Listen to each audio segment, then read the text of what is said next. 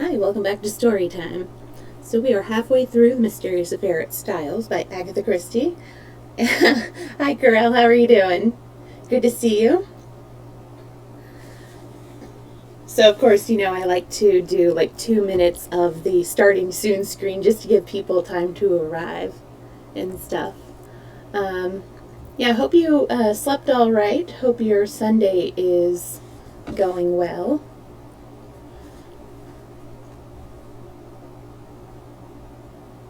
Okay. Well, I don't know if I say, I don't know if I hope for you to be drifting off to blissful sleep with my story or to stay awake. It all depends on you.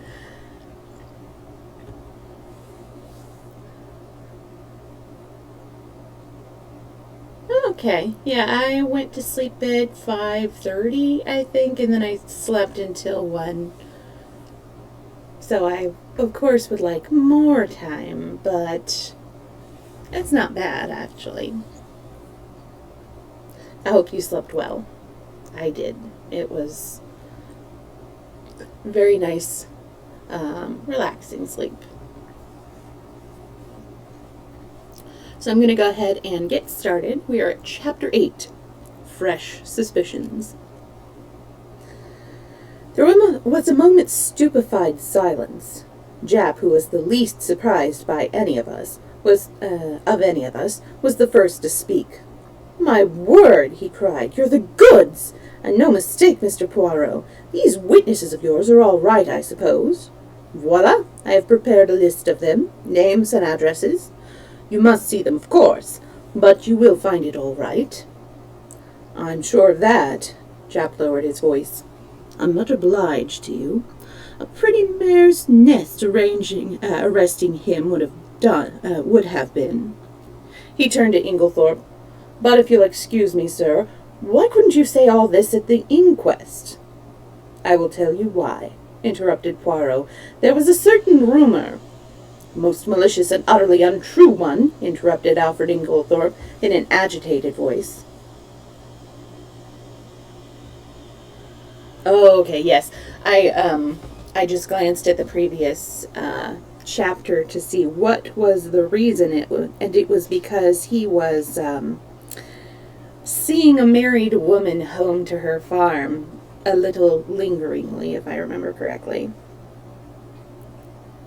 Let's see. "A most malicious and utterly untrue one," interrupted Alfred Inglethorpe in an agitated voice. "And Mr. Inglethorpe was anxious to have no scandal revived just at present. Am I right?" "Quite right," Inglethorpe nodded. "With my poor Emily not yet buried, can you wonder I was anxious that no more lying rumors should be started?" "Between you and me, sir," remarked Jap, "I'd sooner have any amount of rumors than be arrested for murder, and I venture to think that your poor lady would have felt the same. And if it hadn't been for Mr. Poirot here, arrested you would have been, as sure as eggs is eggs." "I was foolish, no doubt," murmured Inglethorpe, "but you do not know, Inspector, how I have been persecuted and maligned." And he shot a baleful glance at Evelyn Howard. "Now, sir," said Jap, turning briskly to John, "I should like to see the lady's bedroom, please, and after that I'll have a little chat with the servants. Don't you bother about anything, Mr. Poirot here. Mr. Poirot here will show me the way." As they all went out of the room, Poirot turned and made me a sign to follow him upstairs. "Hi, John. Good to see you again." 2 days in a row. Nice. There, he caught me by the arm and drew me aside. "Quick, go to the other wing. Stand there, just this side of the baize door. Do not move till I come." Then, turning rapidly, he rejoined the 2 detectives. I followed his instructions, taking up my position by the baize door, and wondering what on earth lay behind the request. Why was I to stand in this particular spot on guard? I looked thoughtfully down the corridor in front of me. An idea struck me. With the exception of Cynthia Murdoch's, every room was in this left wing. Had that anything to do with it? Was I to report who came or went? I stood faithfully at my post. The minutes passed. Nobody came, nothing happened. It must have been quite 20 minutes before Poirot rejoined me. You have not stirred? No, I've stuck here like a rock. Nothing happened. Ah. Was he pleased or disappointed? You've seen nothing at all? No. But you have probably heard something. A big bump, mon ami? No. Is it possible? But I am vexed with myself. I'm not usually clumsy. I made but a slight gesture. I know Poirot's gestures, with the left hand, and over went the table by the bed. I looked so childishly vexed and crestfallen that I hastened to he looked so childishly vexed and crestfallen that I hastened to console him. Never mind, old chap. What does it matter? Your triumph downstairs excited you. I can tell you that was a surprise to us all. There must be in this affair of Inglethorpe's with Mrs. Raikes. There must be more in this affair of Inglethorpe's with Mrs. Raikes than we thought to make him hold his tongue so persistently. What are you going to do now? Where are the Scotland Yard fellows? Gone down to interview the servants. I showed them all our exhibits. I'm disappointed in Jap. He has no method. Hello, I said, looking out of the window. Here's Dr. Bauerstein. I believe you were right about that man, Poirot. I don't like him. He is clever, observed Poirot meditatively. Oh, clever as the devil. I must say I was overjoyed to see him in the plight he was in on Tuesday. You never saw such a spectacle. And I described the doctor's adventure. He looked a regular scarecrow, plastered with mud from head to foot. You saw him then? Yes, of course. He didn't want to come in. It was just after dinner, but Mr. Inglethorpe insisted. What? Poirot caught me violently by the shoulders. Was Dr. Bauerstein here on Tuesday evening? Here? And you never told me? Why did you not tell me? Why? Why? He appeared to be in an absolute frenzy. My dear Poirot, I expostulated. I never thought it would interest you. I didn't know it was of any importance. Important! It was of the first importance. So Dr. Bauerstein was here on Tuesday night. The night of the murder. Hastings, do you not see? That alters everything. Everything! I had never seen him so upset. Loosening his hold of me, he mechanically straightened a pair of candlesticks, still murmuring to himself, Yes, that alters everything. Everything! Suddenly, he seemed to come to a decision. Allons, he said. We must act at once. Where is Mr. Cavendish? John was in the smoking room. Poirot went straight to him. Mr. Cavendish, I have some important business in Tadminster. A new clue. May I take your motor? Why, of course. Do you mean at once? If you please. John rang the bell and ordered round the car. In another 10 minutes we were racing down the park and along the high road to Tadminster. Now, Poirot, I remarked resignedly, perhaps you will tell me what all this is about. Well, mon ami, a good deal you can guess for yourself. Of course, you realize now Mr. Inglethorpe is out of it. The whole position is greatly changed. We are face to face with an entirely new problem. We now know that there is one person who did not buy the poison. We have cleared away the manufactured clues. Now for the real ones. I have ascertained that anyone in the household, with the exception of Mrs. Cavendish, who was playing tennis with you, could have personated Mr. Inglethorpe on Monday evening. In the same way, we have his statement that he put the coffee down in the hall. No one took much notice of that at the inquest, but now it was of very different significance. We must find out who did take that coffee to Mrs. Inglethorpe eventually, or who passed through the hall whilst it was standing there. From your account, there are only two people whom we can positively say did not go near the coffee, Mrs. Cavendish and Mademoiselle Cynthia. Yes, that is so. I felt an inexpressible lightening of the heart. Mary Cavendish could certainly not rest under suspicion. In clearing Alfred Inglethorpe, continued Poirot, I have been obliged to show my hand sooner than I intended. As long as I might be thought to be pursuing him, the criminal would be off his guard. Now we will be doubly careful. Yes, doubly careful. He turned to me abruptly. Tell me, Hastings, you yourself, have you no suspicions of anybody? I hesitated. To tell the truth, an idea wild and extravagant in itself had at once or twice that morning flashed through my brain. I had rejected it as absurd. Nevertheless, it persisted. You couldn't call it a suspicion, I murmured. It's so utterly foolish. Come now, urged Poirot encouragingly. Do not fear. Speak your mind. You should always pay attention to your instincts. Well, then, I blurted out, it's absurd, but I suspect Miss Howard of not telling all she knows. Miss Howard? Yes, you'll laugh at me. Not at all. Why should I?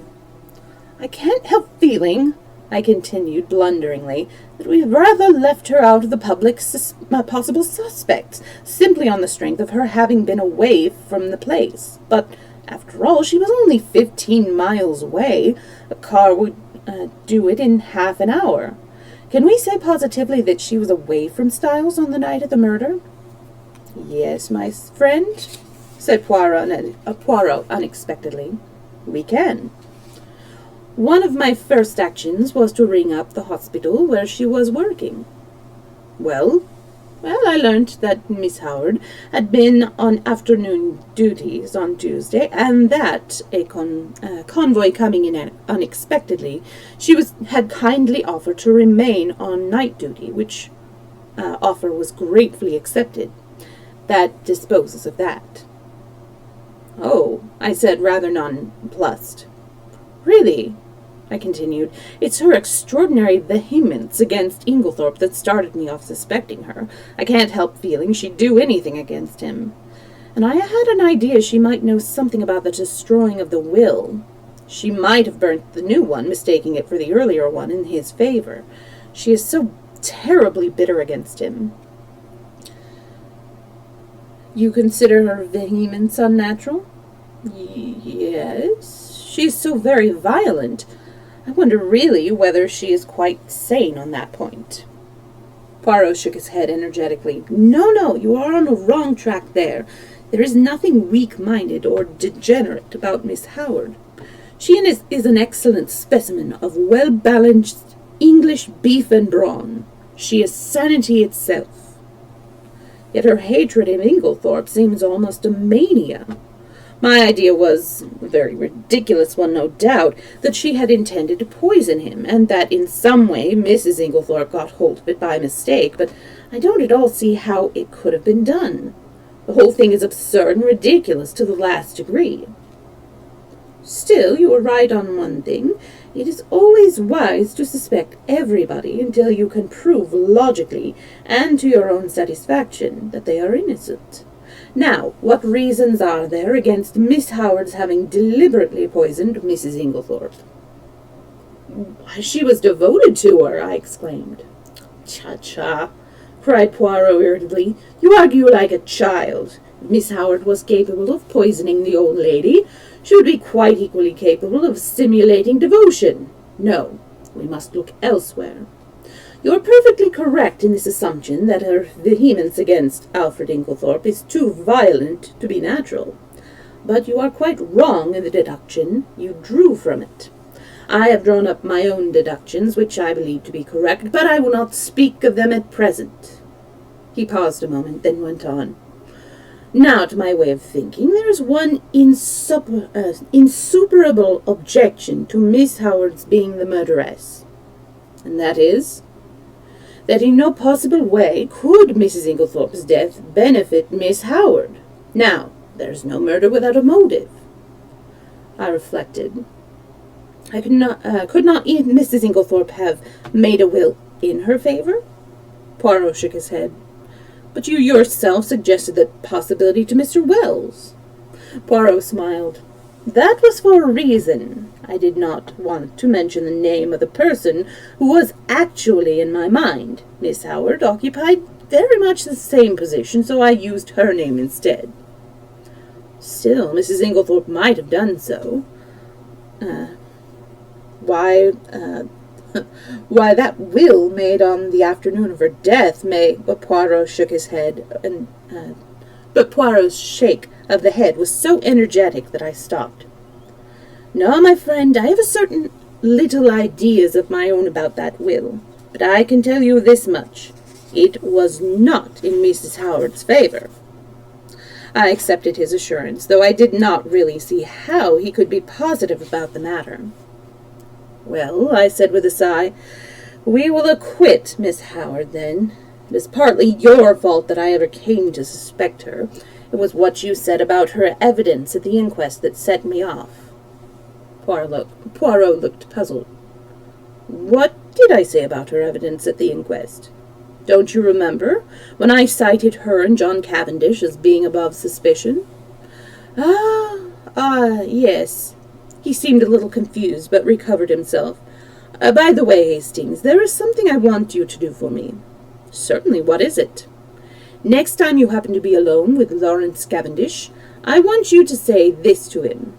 I have a message for you from Poirot. He says, find the extra coffee cup and you can rest in peace. Nothing more, nothing less. Find the extra coffee cup and you can rest in peace. Is that right? I asked, much mystified. Excellent. But what does it mean? That I will leave you to find out. You have access to the facts. Just say that to him and see what he says. Very well, but it's all extremely mysterious.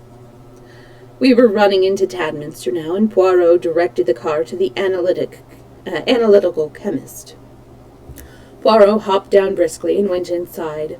In a few minutes he was back again. There, he said. That is all my business. What were you doing there? I asked in lively curiosity. I left something to be analyzed. Yes, but what? A sample of cocoa I took from the saucepan on the bedroom. But that has already been tested, I cried, stupefied. Dr. Bauerstein had it tested, and you yourself laughed at the possibility of there being strychnine in it. I know Dr. Bauerstein had it tested, replied Poirot quietly. Well, then. Well, I have a fancy for having it analyzed again, that is all. And not another word on the subject could I drag out of him. This proceeding of Poirot's in respect to the cocoa puzzled me intensely. I could see neither rhyme nor reason in it. However, my confidence in him, which at one time had rather waned, was fully restored since his belief in Alfred Inglethorpe's innocence had been so triumphantly vindicated. The funeral of Mrs. Inglethorpe took place the following day, and on Monday, as I came down to a late breakfast, John drew me aside and informed me that Mr. Inglethorpe was leaving that morning to take up his quarters at the Stylites Arms until he should be completed. Oh, goodness. Until he should have completed his plans. And really, it's a great relief to think he's going, Hastings, continued my honest friend. It was bad enough before, when we thought he'd done it, but I'm hanged if it's worse now, when we all feel guilty for having been so down on the fellow. Fact is, we've treated him abominably. Of course, things did look black against him. I don't see how anyone could blame us for jumping to the conclusions we did.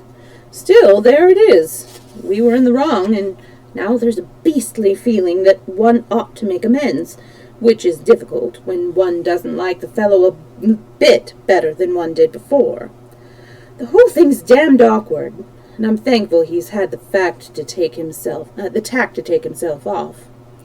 It's a good thing Styles wasn't the mater's to leave to him. Couldn't bear to think of the fellow lording it here. He's welcome to your money. You'll be able to keep up the place all right? I asked. Oh, yes. There was a death duties, of course, but half my father's money goes with the place, and Lawrence will stay with us for the present, so there is his share as well. We shall be pinched at first, of course, because, as I once told you, I am in a bit of a hole financially myself. Still, the Johnnies will wait now." In the general relief at Inglethorpe's approaching departure, we had the most genial breakfast we had experienced since the tragedy. Cynthia, whose young spirits were naturally buoyant, was looking quite her pretty self again, and we all, with the exception of Lawrence, who seemed unalterably gloomy and nervous, were quietly cheerful at the opening of a new and hopeful future. The papers, of course, had been full of the tragedy. Glaring headlines sandwiched biographies of every member of the household, subtle innuendos, the usual familiar tag about the police having a clue. Nothing was spared us. It was a slack time. The war was momentarily inactive, and the newspapers seized with avidity on this crime in fashionable life. The mysterious affair at Styles was the topic of the moment. Naturally, it was very annoying for the Cavendishes. The house was constantly besieged by reporters, who were consistently denied admission, but who continued to haunt the village and the grounds, where they lay in wait with cameras for any unwary members of the household. We all lived in a blast of publicity. The Scotland Yard men came and went, examining, questioning, lynx-eyed, and reserved of tongue. Towards what end they were working, we did not know. Had they any clue, or would the whole thing remain in the category of undiscovered crimes? After breakfast, Dorcas came up to me rather mysteriously and asked if she might have a few words with me. "Certainly. What is it, Dorcas?" "Well, it's just this, sir. You'll be seeing the Belgian gentleman today, perhaps?" I nodded. "Well, sir, you know how he asked me so particular if the mistress or anyone else had a green dress?" Yes. Have you found one?" My interest was aroused. "No, not that, sir, but since I've remembered what the young gentleman," John and Lawrence were still the young gentleman to Dorcas, "called the dressing-up box, it's up in the front attic. A great chest full of old clothes and fancy dresses and what-not, and it came to me suddenly like that there must be a green dress amongst them. So if you'd tell the Belgian gentleman—" "I will tell him, Dorcas, I promised." "Thank you very much, sir. A very nice gentleman he is, sir, and quite a different class from them two detectives from London, what goes prying about and asking questions. I don't hold with foreigners as a rule, but from what the newspaper says, I make out as how these brave Belgies isn't the ordinary run of foreigners, and certainly is a most polite-spoken gentleman." Dear old Dorcas! As she stood there with her honest face upturned to mine, I thought that a fine specimen she was of the old-fashioned servant that is so fast dying out. I thought I might as well go down to the village at once and look up Poirot, but I met him halfway, coming up to the house, and at once gave him Dorcas's message. "Ah, the brave Dorcas! We will look at the chest, but no matter. We will examine it all the same." We entered the house by one of the windows. There was no one in the hall, and we went straight up to the attic.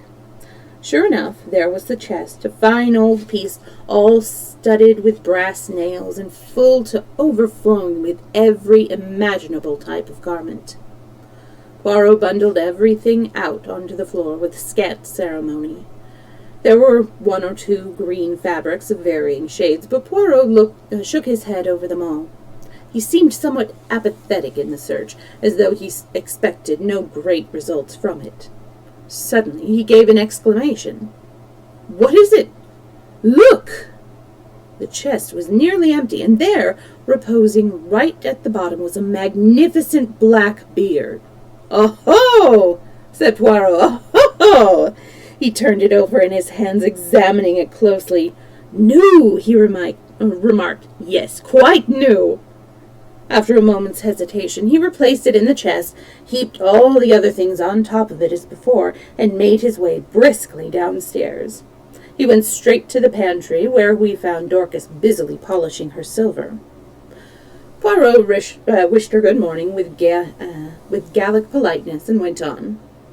"We've been looking through that chest, Dorcas. I'm much obliged to you for mentioning it.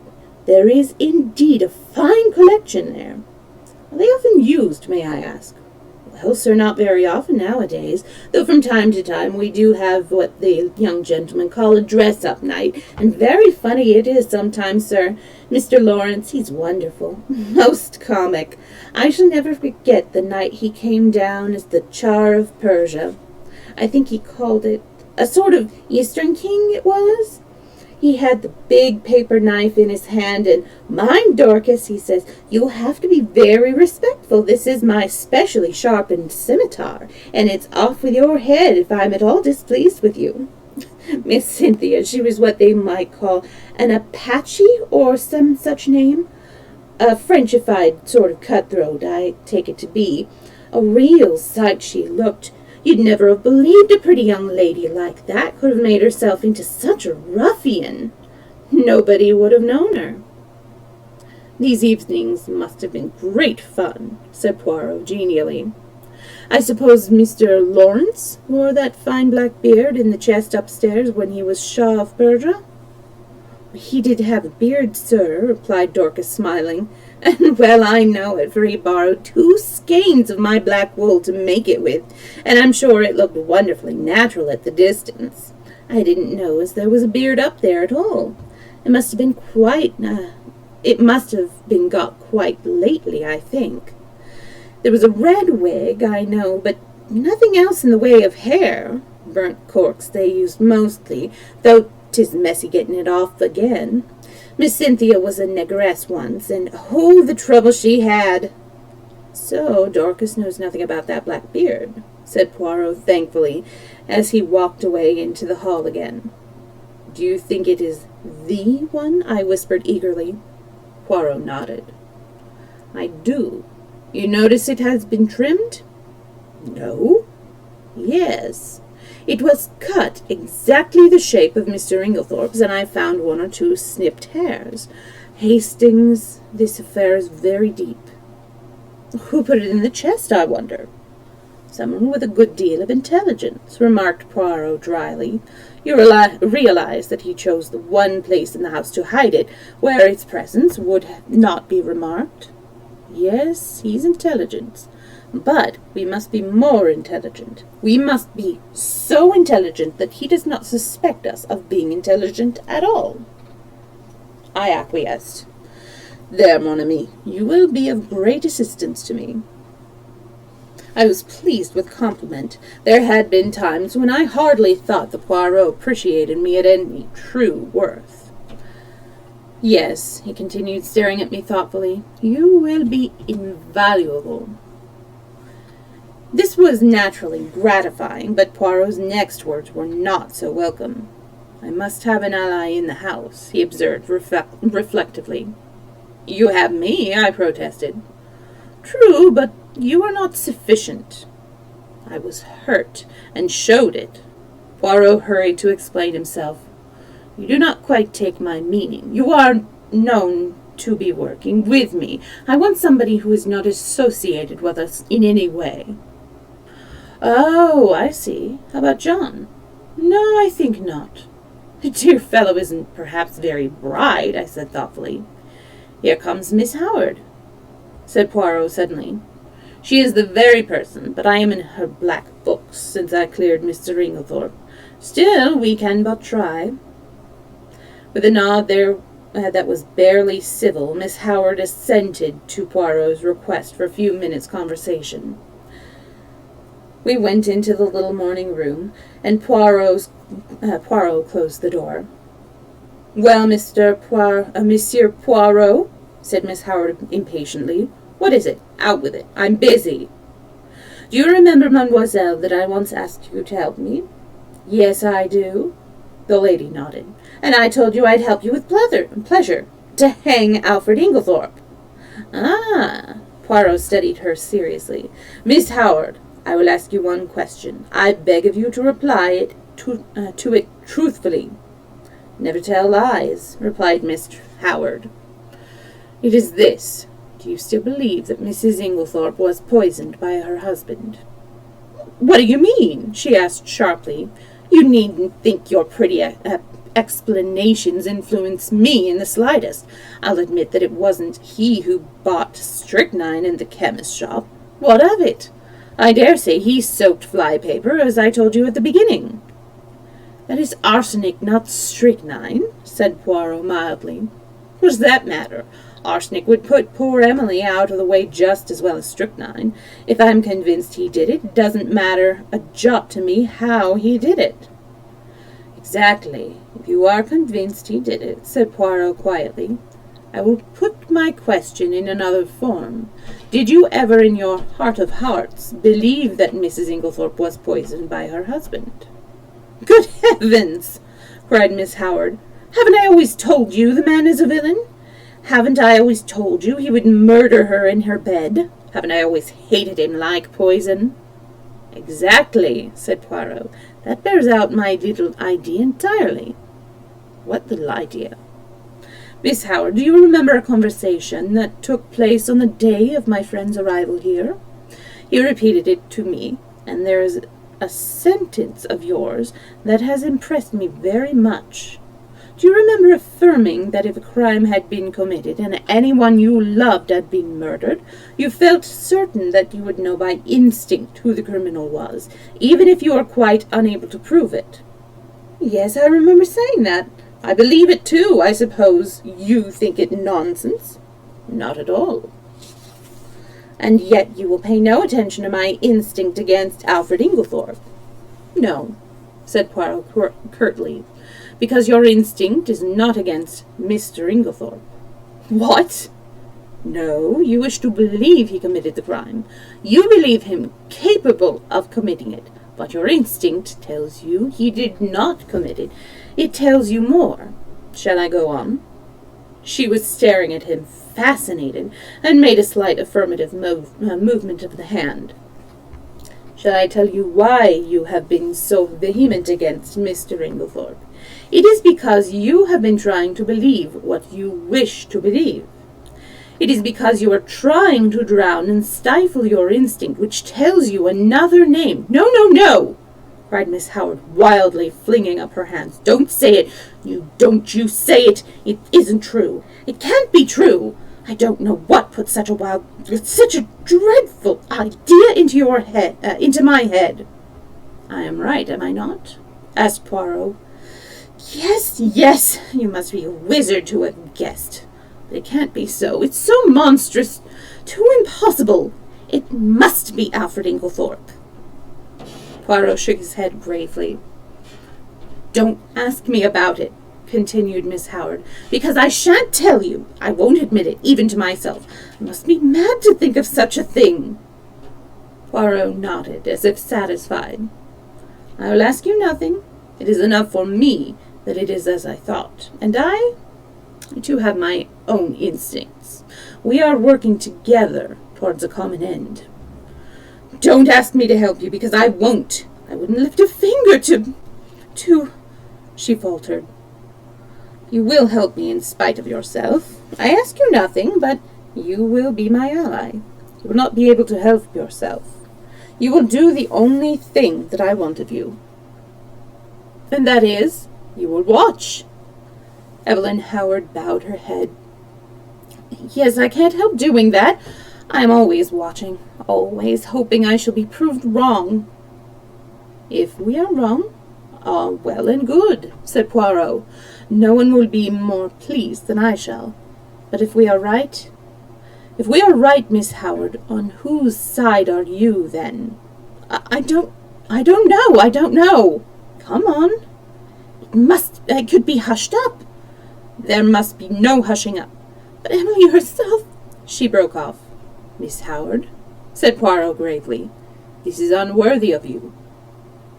Suddenly she took her face into her hands. "Yes," she said quietly, "it was not Evelyn Howard who spoke." She flung her head up proudly. "This is Evelyn Howard, and she is on the side of justice, let the cost be what it may." And with these words she walked firmly out of the room. "There," said Poirot, looking after her. Was a very valuable ally. That woman, Hastings, has got brains as well as heart. I did not reply. Instinct is a marvelous thing, mused Poirot. Can neither be explained nor ignored.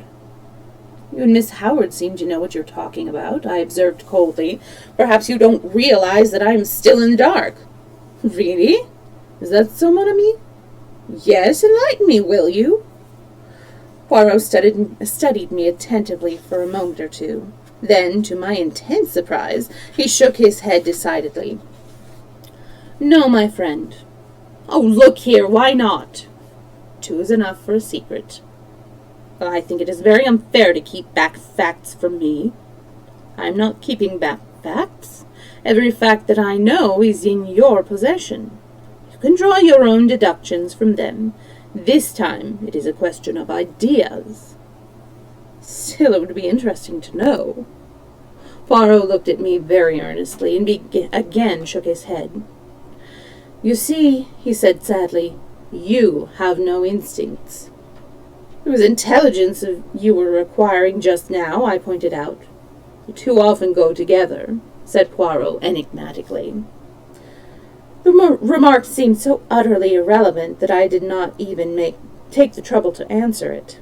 But I decided that if I made any interesting and important discoveries, as no doubt I should, I would keep them to myself and surprise Poirot with the ultimate result. There are times when it is one's duty to assert oneself.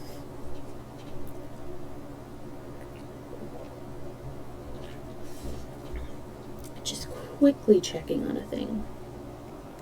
We're between chapters here.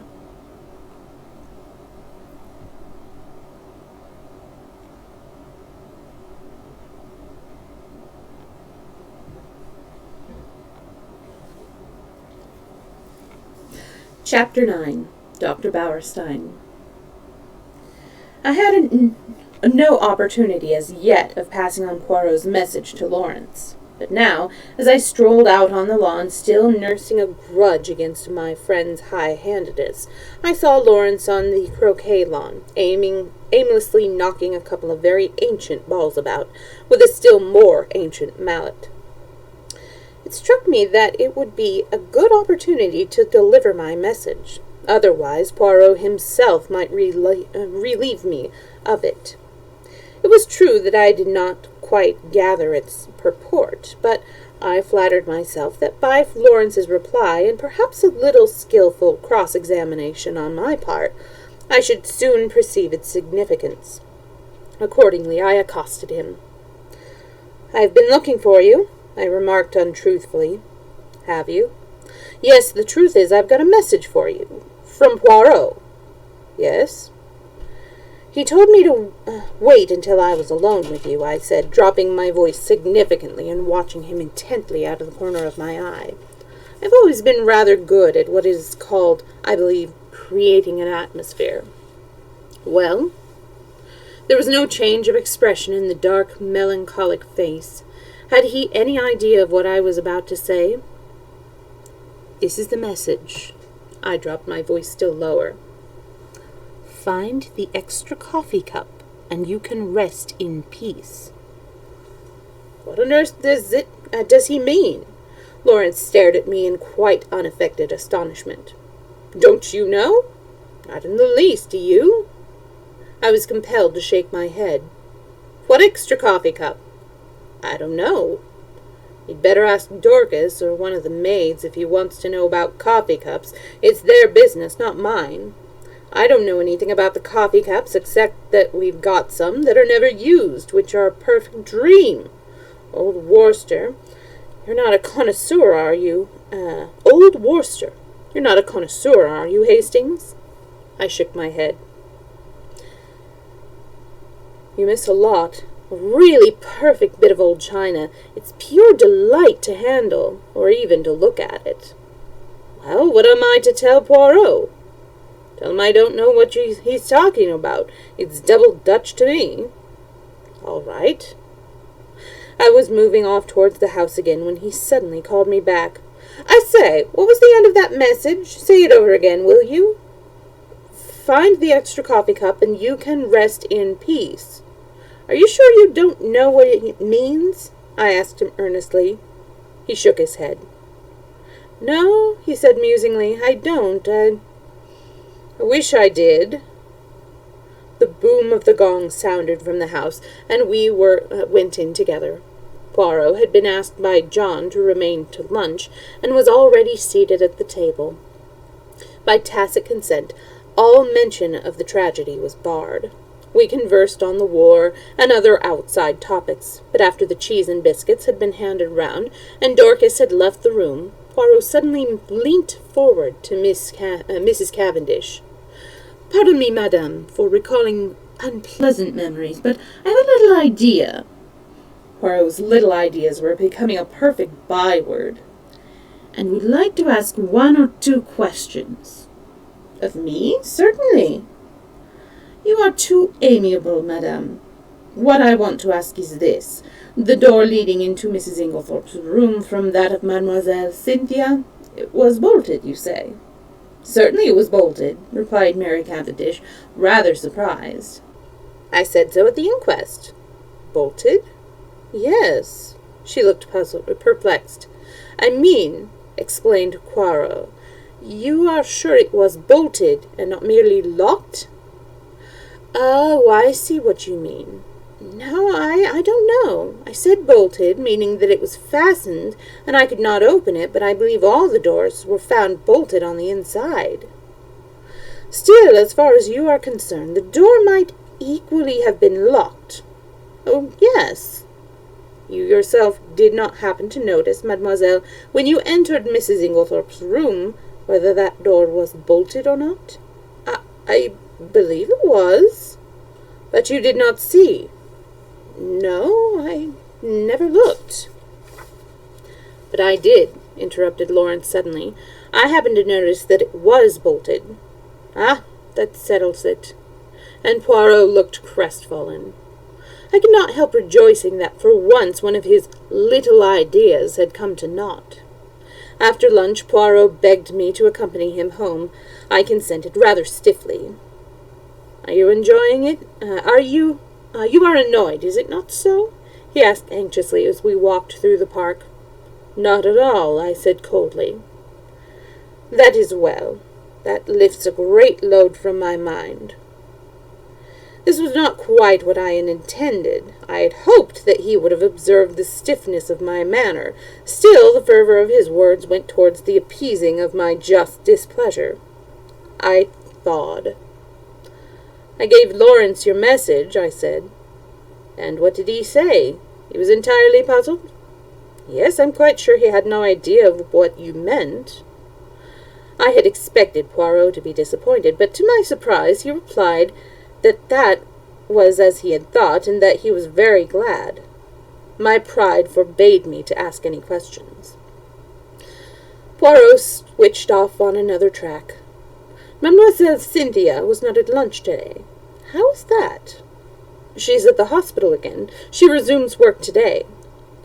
"Ah, she is an industrious little demoiselle, and pretty too. She's like pictures I have seen in Italy. I would rather like to see that dispensary of hers. Do you think she would show it to me?" "I'm sure she would be delighted. It's an interesting little place." "Does she go there every day?" "Well, she has all Wednesdays off, and comes back to lunch on Saturdays. Those are her only times off." "I will remember. Women are doing great work nowadays, and Mademoiselle Cynthia's clever. Oh, yes, she has brains, that little one." "Yes, I believe she was passing quite a stiff exam." "Without doubt. After all, it is very reasonable work. I suppose they have had very strong poisons there?" "Yes, she showed them to us. They are kept locked up in a little cupboard. I believe they have to be very careful. They always take out the key before leaving the room." "Indeed. It is near the window, this cupboard?" "No, right the opposite side of the room. Why?" Poirot shrugged his shoulders. "I wondered, that is all. Will you come in?" We had reached the cottage. "No, I think I'll be getting back. I shall go round the long way through the woods." The woods around Styles were very beautiful. After the walk across the open park, it was pleasant to saunter lazily through the cool glades. There was hardly a breath of wind, and the very chirp of the birds was faint and subdued. I strolled on a little ways and finally flung myself down at the foot of the grand old table. I even forgave Poirot for his absurd secrecy. In fact, I was at peace with the world. Then I yawned. I thought about the crime, and it struck me as being very unreal and far off. I yawned again. Probably, I thought, it really never happened, or of course it was all a bad dream. The truth of the matter was that it was Lawrence who had murdered Alfred Inglethorpe with a croquet mallet, but it was absurd of John to make such a fuss about it and to go shouting out, "I tell you I won't have it." I woke up with a start.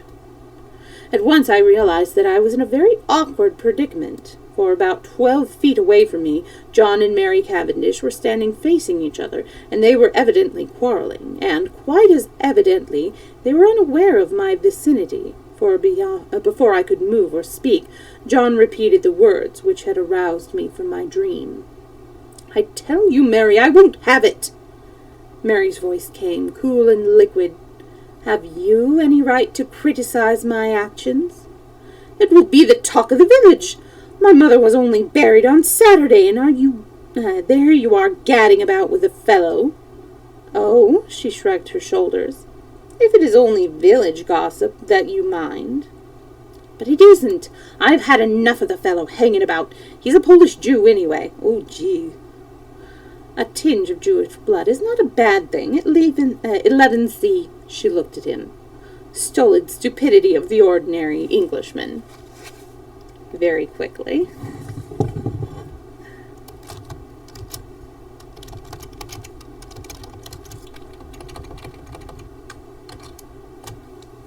There we go. So yes, just a quick reminder, these are all about 100 years old, so yeah. I apologize for these, not nice mentions. It leavens out the, she looked at him, stolid stupidity of the ordinary Englishman. Fire in my eyes, ice in her eyes, ice in her voice. I did not wonder that the blood rose to John's face in a crimson tide. "Mary!" "Well?" Her tone did not change. The pleading died out of his voice. "Am I to understand that you will continue to see Bowerstein against my express wishes?" "If I choose." "You defy me?" "No, but I deny your right to criticize my actions. Have you no friends in whom I should disapprove?" John fell back a pace. The color ebbed slowly from his face. "What do you mean?" he said in an unsteady voice. "You see," said Mary quietly, "you do see, don't you, that you have no right to dictate to me as to the choice of my friends?" John glanced at her pleadingly, a stricken look in his face.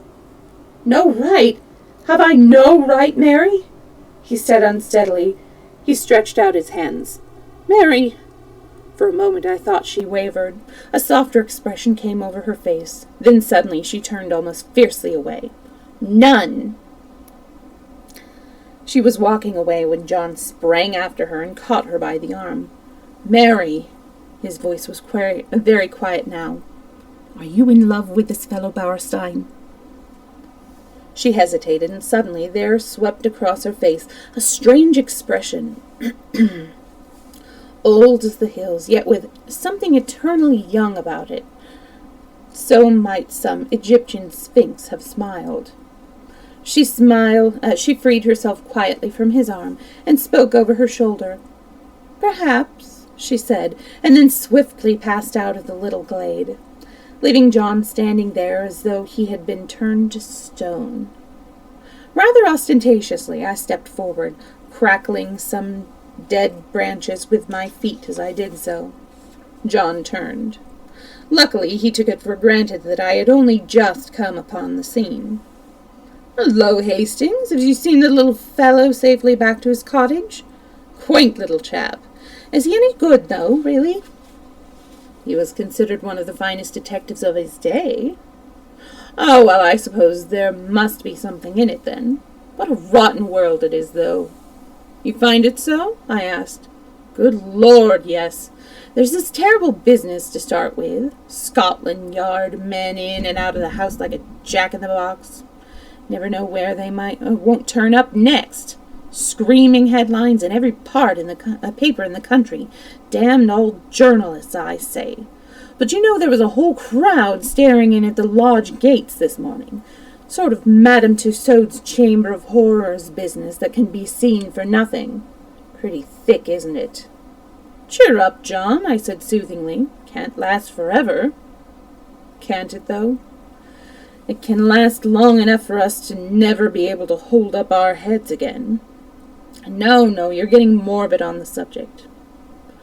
"Enough to make a man morbid, to be stalked by beastly journalists and stared at by gaping, moon-faced idiots wherever he goes. But there's worse than that." "What?" John lowered his voice. "Have you ever thought, Hastings, it's a nightmare to me. Who did it? I can't help feeling sometimes it must have been an accident, because who could have done it? Now Inglethorpe's out of the way, there is no one else. No one, I mean, except one of us." "Yes, indeed, that was nightmare enough for any man. One of us? Yes, surely it must be so, unless—" A new idea suggested itself to my mind. Rapidly I considered it. The light increased. Poirot's mysterious doings, his hints, they all fitted in. Fool that I was not to have thought of this possibility before, and what a relief for us all. "No, John," I said, "it isn't one of us. How could it be?"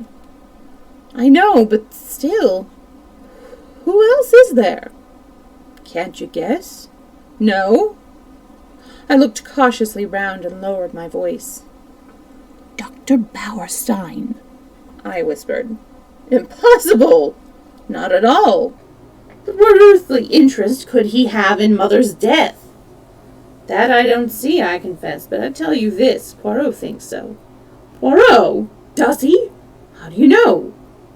I told him of Poirot's intense excitement on hearing that Dr. Bauerstein had been at Styles on the fatal night, and added, "He said twice, that alters everything. And I've been thinking, you know, Inglethorpe said he had put down the coffee in the hall. Well, it was just then that Bauerstein arrived. Isn't it possible that as Inglethorpe brought him through the hall, the doctor dropped something into the coffee in a passing?" Said John. "It would have been very risky." "Yes, but it was possible. And then, how could he know it was her coffee? No, old fellow, I don't think that will wash." But I had remembered something else.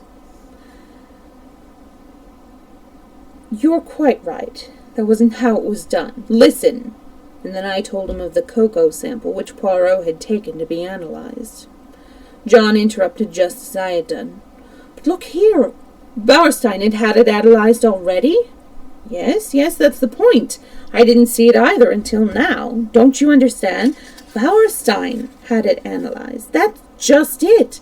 If Bauerstein's the murderer, nothing could be simpler than for him to substitute some ordinary cocoa for his sample and send that to be tested. And, of course, they would find no strychnine. But no one would dream of suspecting Bauerstein or think of taking another sample. Except Poirot, I added, with belated recognition. Yes, but what about the bitter taste that cocoa won't disguise? Well, we've only his word for that, and there are other possibilities. He's admittedly one of the world's greatest toxicologists. One of the world's greatest what? Say it again? He knows more about poisons than almost anybody, I explained. Well, my idea is that perhaps he's found some way of making strychnine tasteless, Or it may not have been strychnine at all, but some obscure drug no one has ever heard of, which produces much the same symptoms. Yes, that might be it, said John. But look here, how could he have got to the cocoa? That wasn't downstairs. No, it wasn't, I admitted reluctantly. And then suddenly a dreadful possibility flashed through my mind. I hoped and prayed it would not occur to John also. I glanced sideways at him. He was frowning perplexedly, and I drew a deep breath of relief, for the terrible thought that had flashed across my mind was this, that Dr. Bowerstein might have had an accomplice. Yet surely it could not be. Surely no woman as beautiful as Mary Cavendish could be a murderess. Yet beautiful woman had been known to poison. And suddenly I remembered that first conversation at tea on the day of my arrival, and the gleam in her eyes as she had said that poison was a woman's weapon. How agitated she had been on that fatal Tuesday evening. Had Mrs. Inglethorpe discovered something between her and Bowerstein and threatened to tell her husband? Was it to stop that denunciation that the crime had been committed? Then I remembered that enigmatical conversation between Poirot and Evelyn Howard. Was this what they had meant? Was this the monstrous possibility that Evelyn had tried not to believe? Yes, it all fitted in. No wonder Miss Howard has suggested hushing it up.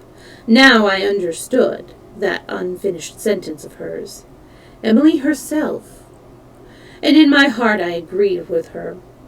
Would not Mrs. Inglethorpe have preferred to go unavenged rather than have such terrible dishonor fall upon the name of Cavendish? There's another thing, said John suddenly, and the unexpected sound of his voice made me start guiltily. Something which makes me doubt if what you say can be true. What's that? I asked, thankful that he had gone away from the subject of how the poison could have been introduced into the cocoa. Why, the fact that Bowerstein demanded a post-mortem. He needn't have done so. Little Wilkins would have been quite content to let it go to heart disease. Yes, I said doubtfully.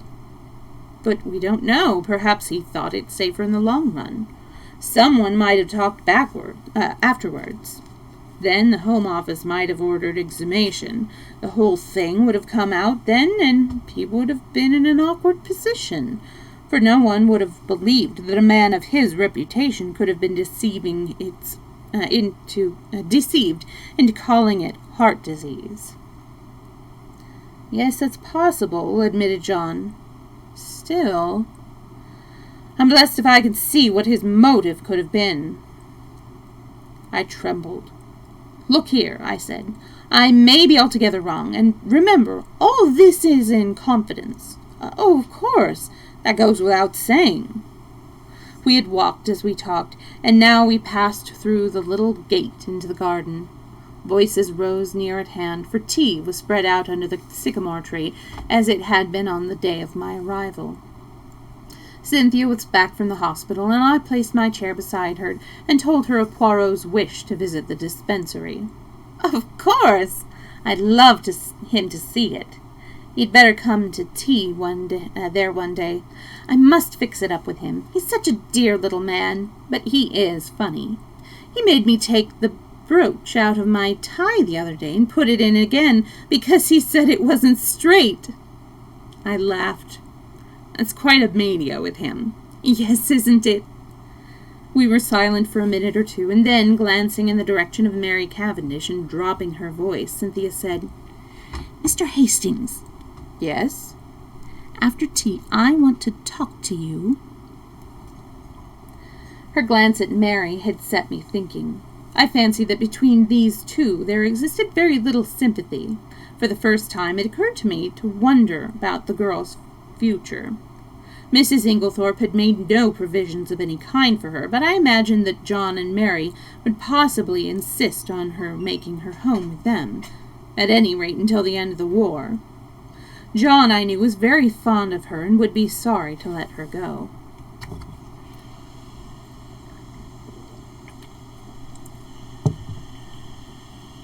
John, who had gone into the house, now reappeared. His good-natured face wore an unaccustomed frown of anger.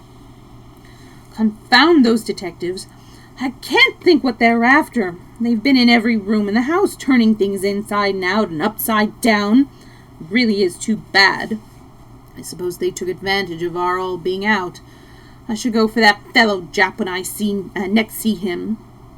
"Lot of Paul Pry's," grunted Miss Howard. Lawrence opined that they had to make a show of doing something. Mary Cavendish said nothing. After tea, I invited Cynthia to come for a walk, and we sauntered off into the woods together. "Well?" I inquired as soon as we were protected from prying eyes by the leafy screen. With a sigh, Cynthia flung herself down and tossed off her hat. The sunlight pierced through the branches, turned the auburn of her hair into quivering gold. "Mr. Hastings, you are always so kind, and you know such a lot." It struck me at that moment that Cynthia was a really very charming girl. Much more charming than Mary, who never said things of the kind. "Well," I said benignantly, as she hesitated, "I want to ask your advice. What shall I do?" "Do?" "Yes, you see, Aunt Emily always told me I should be provided for. I suppose she forgot, or didn't think she was likely to die. Anyway, I'm not provided for, and I don't know what to do." "Do you think I ought to go away from here at once?" "Good heavens, no! They don't want to part with you, I'm sure." Cynthia hesitated a moment, plucked up the grass with her tiny hands. Then she said, "Mrs. Cavendish does. She hates me." "Hates you?" I cried, astonished. Cynthia nodded. "Yes, I don't know why, but she can't bear me, and he can't either." "Well, there I know you're wrong," I said warmly. "On the contrary, John is very fond of you." "Oh, yes, John. I meant Lawrence. Not, of course, that I care whether Lawrence hates me or not. Still, it's rather horrid when no one loves you, isn't it?" "They do, Cynthia," I said earnestly. "I'm sure you are mistaken. Look, there is John and Miss Howard." Cynthia nodded rather gloomily. "Yes, John likes me, I think, and of course Evie, for all her gruff ways, wouldn't be unkind to a fly. But Lawrence never speaks to me if he can help it, and Mary can hardly bring herself to be civil to me. She wants Evie to stay on, is begging her to, but she doesn't want me, and I don't know what to do." Suddenly the poor child burst out crying. I don't know what possessed me. Her beauty, perhaps, as she sat there with the sunlight glinting down on her head, perhaps the sense of relief at encountering someone who so obviously could have no connection with the tragedy, perhaps honest pity for her youth and loneliness. Anyway, I leaned forward, and taking her little hand, I said awkwardly, "Marry me, Cynthia." Unwittingly, I had hit upon a sovereign remedy for her tears. She sat up at once, drew her hand away, and said with some asperity, "Don't be silly." I was a little annoyed. "I'm not being silly. I'm asking you to do me the honor of becoming my wife." To my intense surprise, Cynthia burst out laughing and called me a funny dear. "It's perfectly sweet of you," she said, "but you know you don't want to." "Yes, I do. Never mind what you've got. You don't really want to, and I don't either." "Well, of course, that settles it," I said stiffly. "But I don't see anything to laugh at. There's nothing funny about a proposal." "No, indeed," said Cynthia. "Somebody might accept you next time. Goodbye. You've cheered me up very much." And with a final uncontrollable burst of merriment, she vanished through the trees. Thinking over the interview, it struck me as being profoundly unsatisfactory. Come on, Snockings, make up your mind. Don't pick at me. Either jump up or go away. Thank you. Sorry about that. Let's see. Thinking over the interview, it struck me as being profoundly unsatisfactory. It occurred to me suddenly that I would go down to the village and look up Bauerstein. Somebody ought to be keeping an eye on the fellow. At the same time, it would be wise to allay any suspicions he might have as to his being suspected. I remembered how Poirot had relied on my diplomacy. Accordingly, I went to the little house with the apartments card inserted in the window, where I knew he lodged, and tapped on the door. An old woman came and opened it. "Good afternoon," I said pleasantly. "Is Dr. Bauerstein in?" She stared at me. "Haven't you heard?" "Heard what?" "About him." "What about him?" "He's took." "Took? Dead?" "No, took by the police. "By the police?" I gasped. "Do you mean they've arrested him?" "Yes, that's it, and I waited to hear no more, but tore up the village to find Poirot."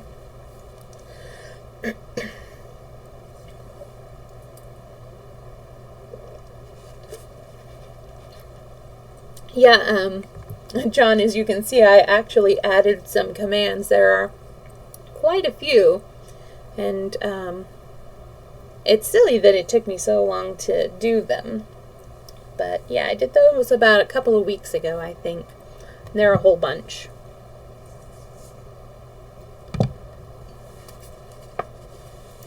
Alright, Chapter 10, The Arrest. To my extreme annoyance, Poirot was not in, and the old Belgian who answered my knock informed me that he believed he had gone to London. I was dumbfounded. What on earth could Poirot be doing in London? Was it a sudden decision on his part, or had he suddenly already made up his mind when he parted from me a few hours earlier? I retraced my steps to Styles in some annoyance. With Poirot away, I was uncertain how to act. Had he foreseen this arrest? Had he not, in all probability, been the cause of it? Those questions I could not resolve, but in the meantime, what was I to do? Should I announce the arrest openly at Styles or not? Though I did not acknowledge it to myself, the thought of Mary Cavendish was weighing on me. Would it not be a terrible shock to her? For the moment I set aside utterly any suspicions of her. She could not be implicated. Otherwise I should have heard some hint of it. Of course, there was no possibility of being able permanently to conceal Dr. Bauerstein's arrest from her. It would be announced in every newspaper on the morrow. Still, I shrank from blurting it out. If only Poirot had been accessible, I could have asked his advice. What possessed him to go posting off to London in his unaccountable way? In spite of myself, and my opinion of his sagacity was immeasurably heightened. I would never have dreamt of suspecting the doctor, had not Poirot put it into my head. Yes, decidedly, the little man was clever. After some reflecting, I decided to take John into my confidence and leave him to make the matter public or not, as he thought fit.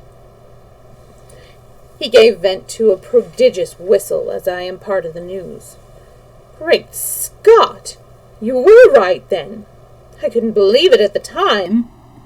"No, it is astonishing until you get used to the idea and see how it makes everything fit in. Now, what are we to do? Of course, it will be generally known tomorrow." John reflected. "Never mind," he said at last. "We won't say anything at the present. There's no need. As you say, it will be known soon enough." But to my intense surprise, on getting down early the next morning and eagerly opening the newspapers, there was not a word about the arrest. There was a column of mere padding about the Styles poisoning case, but nothing further. It was rather inexplicable, but I suppose that for some reason or other, Japp wished to keep it out of the papers. It worried me just a little, for it suggested the possibility that there might be further arrests to come. After breakfast, I decided to go down to the village and see if Poirot had returned yet, but before I could start, A well-known face blocked out the windows, and the well-known voice said, "Bonjour, mon ami." "Poirot!" I exclaimed with relief, and seized him by both hands. I dragged him into the room. "I was never so glad to see anyone. Listen, I have said nothing to anybody but John. Is that right?" "My friend?" replied Poirot. "I do not know what you are talking about." "Dr. Bauerstein's arrest, of course," I answered impatiently. "Is Bauerstein arrested, then?" "Did you not know it?" "Not in the least in the world." But, pausing a moment, he added, "Still, it does not surprise me. After all, we are only 4 miles from the coast." "The coast?" I asked, puzzled. "What has that got to do with it?" Poirot shrugged his shoulders. "Surely it is obvious." "Not to me. No doubt I am very dense, but I cannot see what the proximity of the coast has to do with the murder of Mrs. Inglethorpe." "Nothing at all." "Of course," replied Poirot, smiling. "But we were speaking of the arrest of Dr. Bauerstein." "Well, he is arrested for the murder of Mrs. Inglethorpe." "What?" cried Poirot, in apparently lively astonishment. "Dr. Bauerstein arrested for the murder of Mrs. Inglethorpe?" "Yes." "Impossible! That would be too good a farce. Who told you that, my friend?" "Well, no one told me exactly," I confessed. "But he is arrested." "Oh, yes, very likely, but for espionage, mon ami." "Espionage?" I gasped. "Precisely." Not for poisoning Mrs. Inglethorpe?" "Not unless our friend Japp has taken leave of his senses," replied Poirot placidly. But I thought you thought so too." Poirot gave me one look which conveyed a wondering pity, and his full sense of the utter absurdity of such an idea. "Do you mean to say," I asked, slowly adapting myself to the new idea, "that Dr. Bauerstein is a spy?" Poirot nodded. "Have you never suspected it?" "It never entered my head."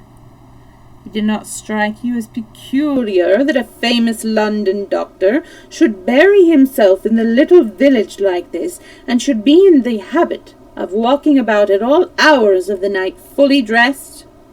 "No," I confessed. "I never thought of such a thing." "He is, of course, a German by birth," said Poirot thoughtfully, "though he has practised as long in this country that nobody thinks of him as anything but an Englishman. He was naturalized about 15 years ago. Very clever man." "Blackguard!" I cried indignantly. "Not at all. He is, on the contrary, a patriot. I think what he stands to lose. I admire that man myself." And I could not look at it in Poirot's philosophical way. "This is the man with whom Mrs. Cavendish has been wandering about all over the country," I cried indignantly. "Yes, I should fancy he had found her very useful," remarked Poirot. "So long as gossip busied itself in coupling their names together, any other vagaries of the doctor's passed unobserved." "And you think he never really cared for her?" I asked, eagerly, rather too eagerly perhaps under the circumstances. "That, of course, I cannot say, but should I tell you on my own private opinion, Hastings?" "Yes." "Well, it is this, that Mrs. Cavendish does not care, and never has cared one little jot about Dr. Bauerstein." "Do you really think so?" I could not disguise my pleasure. "I am quite sure of it, and I will tell you why." "Yes, because she cares for someone else, mon ami." "Oh! What does he mean?" In spite of myself, an agreeable warmth spread over me. I was not a vain man where women were concerned, but I remembered certain evidences, too lightly thought of at the time, perhaps, but which certainly seemed to indicate. My pleasing thoughts were interrupted by the sudden entrance of Miss Howard. She glanced round hastily to make sure there was no one else in the room, and quickly produced an old sheet of brown paper. This she handed to Poirot, murmuring as she did so the cryptic words, "On top of the wardrobe." Then she hurriedly left the room. Poirot unfolded the sheet of paper eagerly and uttered an exclamation of satisfaction. He spread it on the table. "Come here, Hastings. Now tell me, what is that initial, J or L?" It was a medium-sized sheet of paper, rather dusty, as though it had lain by for some time, but it was the label that was attracting Poirot's attention. At the top it bore the printed stamp of Messrs. Parkson, the well-known theatrical costumiers, and it was addressed to the debatable initial, Cavendish Esquire, Styles Court, Styles, St. Mary, Essex. It might be a T, or it might be an "L," I said after studying the thing for a minute or two. "Certainly isn't a J." "Good," replied Poirot, folding up the paper again. "I also am of your way of thinking. It is an L. Depend upon it." "Where did it come from?" I asked curiously. "Is it important?" "Moderately so. It confirms a surmise of mine. Having deduced its existence, I set Miss Howard to search for it, and, as you see, she has been successful." "What did she mean by on top of the wardrobe?" "She meant," replied Poirot promptly, "that she found it on top of a wardrobe." "Funny place for a piece of brown paper," I mused. "Not at all. Think of a wardrobe as an excellent place for brown paper and cardboard boxes. I have kept them there myself, neatly arranged. There is nothing to offend the eye." "Poirot," I asked earnestly, "have you made up your mind about this crime?" "Yes, I think, that is to say, I believe I know how it was committed." "Ha! Unfortunately, I have no proof beyond my surmise, unless—" With sudden energy he caught me by the arm and whirled me down the hall, calling out in French in his excitement, "Mademoiselle Dorcas! Mademoiselle Dorcas! Un moment, s'il vous plaît!" Dorcas, quite flurried by the noise, came flurrying out of the pantry. "My good Dorcas, I have an idea, little idea. If it should prove justified, what magnificent chance! Tell me, on Monday, not Tuesday, Dorcas, but Monday, the day before the tragedy, did anything go wrong with Mrs. Inglethorpe's bell?" Dorcas looked very surprised. "Yes, sir, now you mention it, it did, though I don't know how you came to hear of it. A mouse or some sort must have nibbled the wire, though. The man came and put it right on Tuesday morning." With a long-drawn exclamation of ecstasy, Poirot led the way back to the morning room. "See you, one should not ask for outside proof. No reason should be enough. But the flesh is weak. It is consolation to find that one is on the right track. Ah, my friend, I'm like a giant refreshed. I run, I leap." And in very truth, run and leap he did, gambolling wildly down the stretch of lawn outside the long window. "What is your remarkable friend doing?" asked a voice behind me, and I turned to find Mary Cavendish at my elbow. She smiled, and so did I. "What is it all about?" "Really, I can't tell you. He asked Dorcas some question about a bell, and appeared so delighted with her answer that he's capering about as you see." Mary laughed. "How ridiculous! He's going out of the gate. Isn't he coming back today? I don't know. I've given up trying to guess what he'll do next. Is he quite mad, Mr. Hastings? I honestly don't know. Sometimes I feel sure he is as mad as a hatter, and then, just as he is at his maddest, I find there is method to his madness. I see." In spite of her laugh, Mary was looking thoughtful this morning. She seemed grave, almost sad. It occurred to me that it would be a good opportunity to tackle her on the subject of Cynthia. I began rather tactfully, I thought, but I had not gone far before she stopped me authoritatively. "You are a excellent advocate, I have no doubt, Mr. Hastings, but in this case your talents are quite thrown away. Cynthia will run no risk of encountering any unkindness from me." I began to stammer feebly that I hoped she hadn't thought, but again she stopped me, and her words were so unexpected that they quite drove Cynthia and her troubles out of my mind. "Mr. Hastings," she said, "do you think I and my husband are happy together?" I was considerably taken aback and murmured something about it not being my business to think anything of the sort. "Well," she said quietly, "whether it is your business or not, I will tell you that we are not happy." I said nothing, for I saw that she had not finished. She began slowly, walking up and down the room, her head a little bent, and that slim, supple figure of hers swaying gently as she walked. She stopped suddenly and looked up at me. "You don't know anything about me, do you?" she asked. "Where I come from, who I was before I married John. Anything, in fact?" "Well, I will tell you. I will make a farther confession of you. I will make a farther confession of you. You are kind, I think." "Yes, I am sure you are kind." Somehow I was not quite as elated as I might have been. I remembered that Cynthia had begun her confidences in much the same way. Besides, a father confession should be elderly. It is not at all the role of a young man. "My father was English," said Mrs. Cavendish, "but my mother was a Russian." "Oh," I said, "now I understand." "Understand what?" "A hint of something foreign, different, that there has always been about you." "My mother was very beautiful, I believe. I don't know because I never saw her. She died when I was quite a little child. I believe there was some tragedy connected with her death. She took an overdose of some sleeping draught by mistake. However that may be, my father was broken-hearted.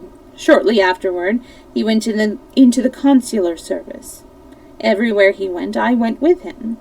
When I was 23, I had been nearly all over the world. It was a splendid life. I loved it." There was a smile on her face, and her head was thrown back. She seemed living in the memory of those old glad days. "Then my father died. He left me very badly off. I had to go and live with some old aunts in Yorkshire." She shuddered. "You will understand me when I say that it was a deadly life for a girl brought up as I had been. The narrowness, the deadly monotony of it almost drove me mad." She paused a minute and added in a different tone, "And then I met John Cavendish." "Yes?" "You can imagine that from my aunt's point of view it was a very good match for me, but I can honestly say it was not this fact which weighed upon me. No, it was simply a way to escape from the insufferable monotony of my life." I said nothing, and after a moment she went on. "Don't misunderstand me. I was quite honest with him. I told him what was true, that I liked him very much, that I hoped to come to like him more, but that I was not in any way what the world calls in love with him. He declared that satisfied him, and so we were married."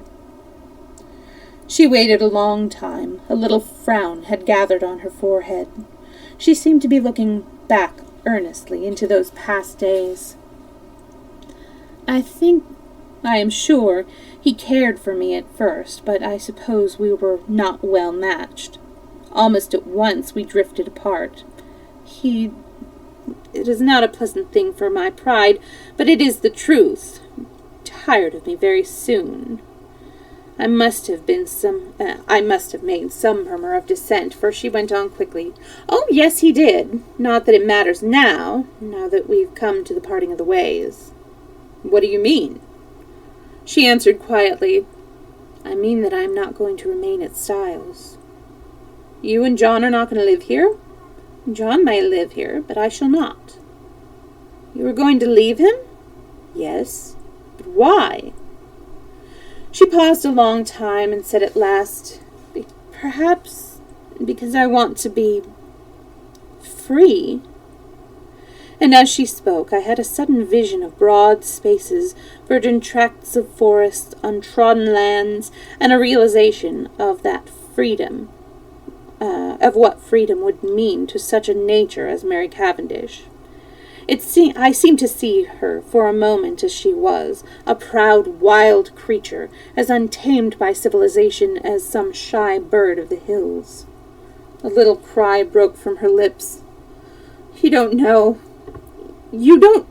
how this hateful place has been prison to me.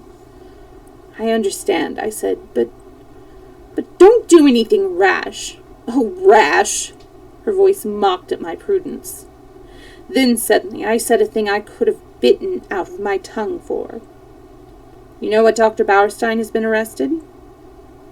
An instant coldness passed like a mask over her face, blotting out all expression. John was so kind as to break that to me this morning. Well, what do you think? I asked feebly. Of what? Of the arrest. What should I think? Apparently he is a German spy, so the gardener had told John. Her face and voice were absolutely cold and expressionless. Did she care or did she not? She moved away a step or two and fingered one of the flower vases. These are quite dead. I must do them again. Would you mind moving? Thank you, Mr. Hastings. And she walked quietly past me out of the window with a cool little nod of dismissal. No, surely she could not care for Bauerstein. No woman could act her part with that icy unconcern. Poirot did not make his appearance the following morning, and there was no sign of the Scotland Yard men. But at lunchtime, there arrived a new piece of evidence, or rather lack of evidence. We had vainly tried to trace the fourth letter which Mrs. Inglethorpe had written on the evening preceding her death. Our efforts having been in vain, we had abandoned the matter, hoping that it might turn up of itself one day, and this is just what happened in the shape of a communication, which arrived by the second post from a firm of French music publishers, acknowledging Mrs. Inglethorpe's check, and regretting they had been unable to trace a certain series of Russian folk songs. So the last hope of solving the mystery by means of Mrs. Inglethorpe's correspondence on the fatal evening had to be abandoned. Just before tea, I strolled down to tell Poirot of the new disappointment, but found to my annoyance that he was once more out. Gone to London again? Oh, no, monsieur. He has but taken the train to Tadminster, to see a young ladies' dispensary, he said. Silly ass, I told him. I ejaculated. I told him Wednesday was the one day she wasn't there. Well, tell him to look us up tomorrow morning, will you? Certainly, monsieur. But on the following day, no sign of Poirot.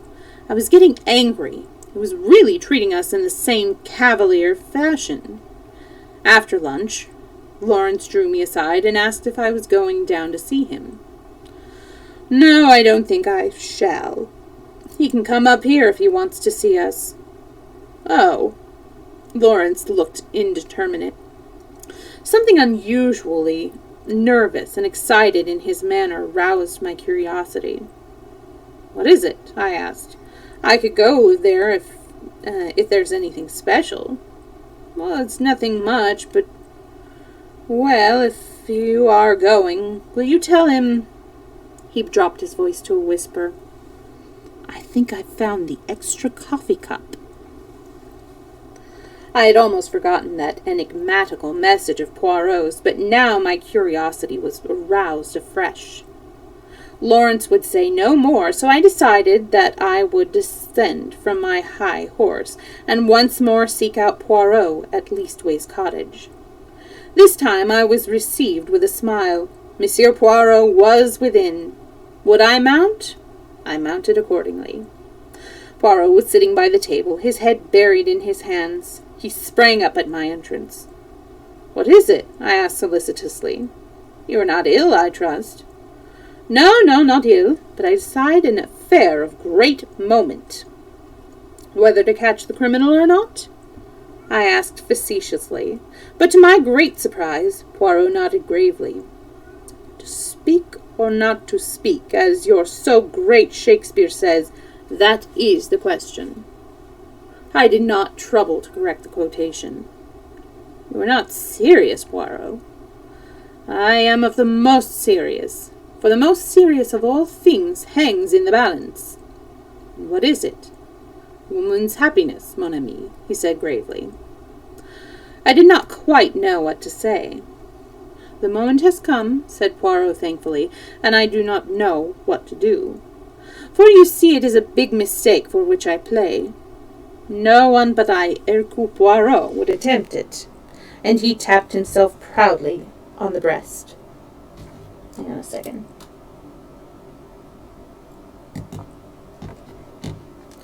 After pausing a few minutes respectfully, so as not to spoil his effect, I gave him Lawrence's message. "Aha!" he cried. "So he has found the extra coffee cup. That is good. He has more intelligence than would appear, this long-faced Monsieur Lawrence of yours." I did not myself think very highly of Lawrence's intelligence, but I forbade to contradict Poirot, and gently took him to task for forgetting my instructions as to which were Cynthia's days off. "It is true, I have the head of a sieve. However, the other young lady was most kind.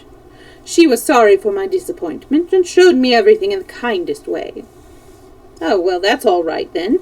You must go to tea with Cynthia another day." I told him about the letter. "I am sorry for that," he said. "I always had hopes of that letter, but no, it was not to be. This affair must all be unravelled from within." He tapped his forehead. "These little grey cells, it is up to them, as you say over here." Then suddenly he said, "Are you a judge of finger marks, my friend?" "No," I said, rather surprised. "I know that there are no two finger marks alike, but that's as far as my science goes." "Exactly." He unlocked a little drawer and took out some photographs, which he laid on the table. "I have numbered them 1, 2, and 3. Will you describe them to me?" I studied the proofs all attentively. "All greatly magnified, I see. Number 1, I should say, are a man's fingerprints, thumb and first finger. Number 2 are a lady's.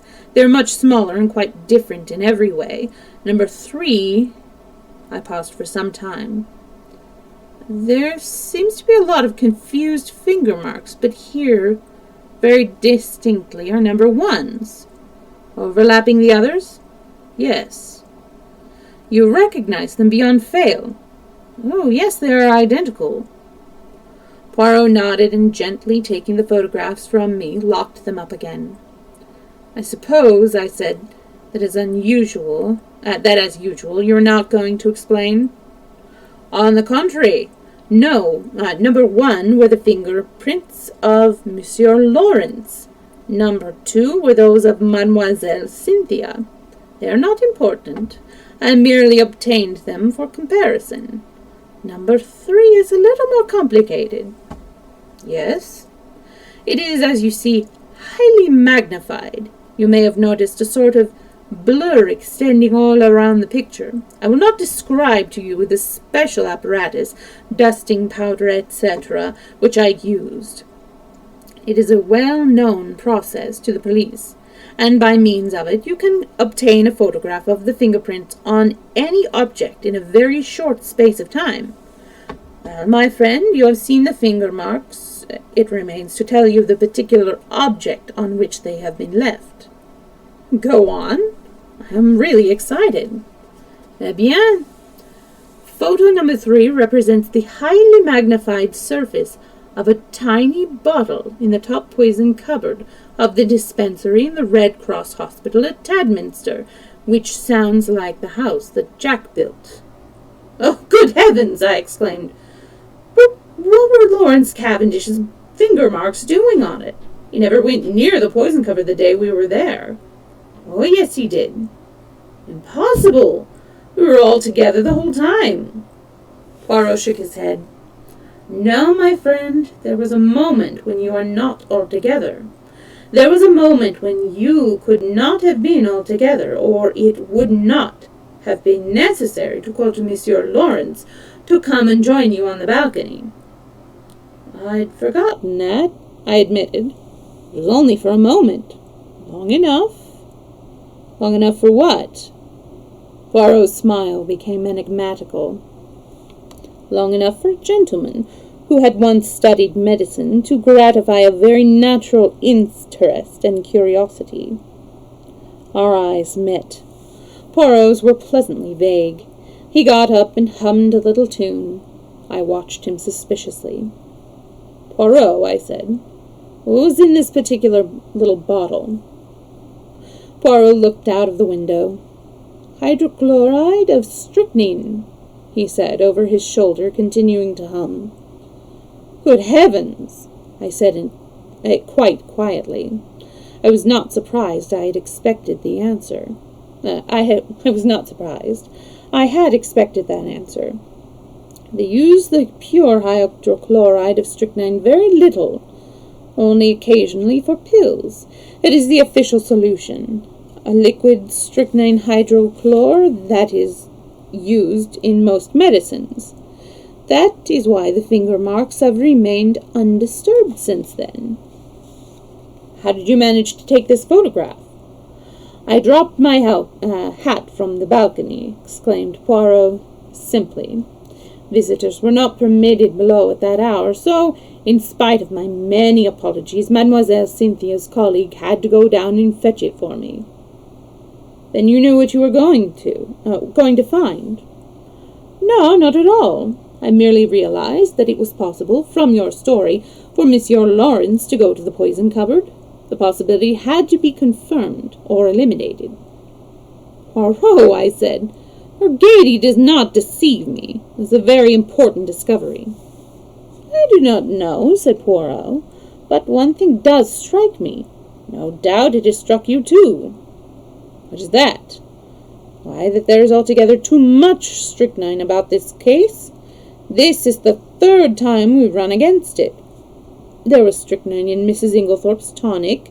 There's the strychnine sold across the counter at Styles St. Mary by a mace. Now we have more strychnine handled by one of the household. It is confusing, and, as you know, I do not like confusion. Before I could reply, one of the other Belgians opened the door and stuck his head in. There is a lady below, asking for Mr. Hastings. Lady?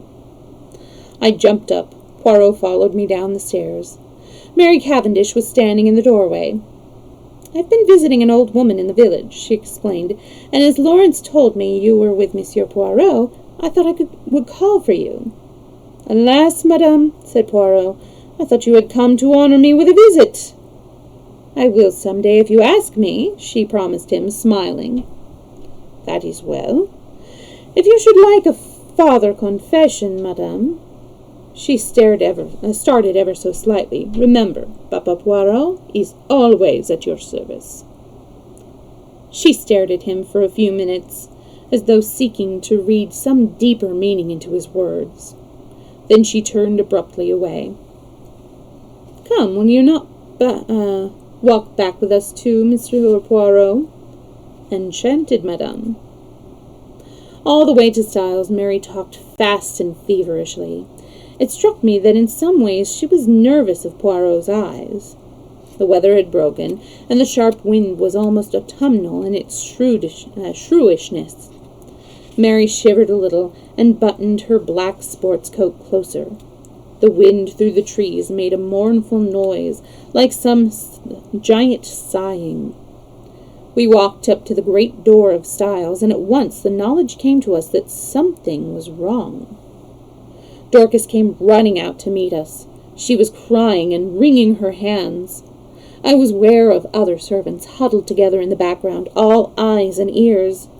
"Oh, ma'am, I don't know how to tell you." "What is it, Dorcas?" I asked impatiently. "Tell us at once."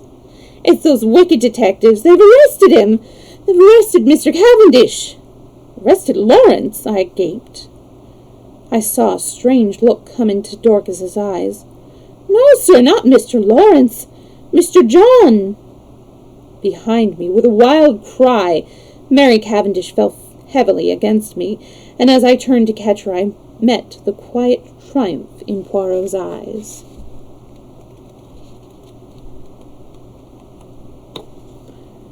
All right, it is close enough to 4, and rather than go really over to finish this book today, I'm going to leave the rest of the book for the next story time, and I'm thinking of doing a little mix-up. I do have an appointment on Tuesday, so I can either move Tuesday's story time to tomorrow, Monday, or I can make the story time earlier and maybe finish up Mysterious Affair at Styles then, and then do the all ages story time on Wednesday. So I'll put that poll up on the Discord. So yeah, and we'll have the poll going for like about 12 hours so we can decide what to do. But yeah. Anyways, thank you so much for hanging out with me. It was good to see you all. And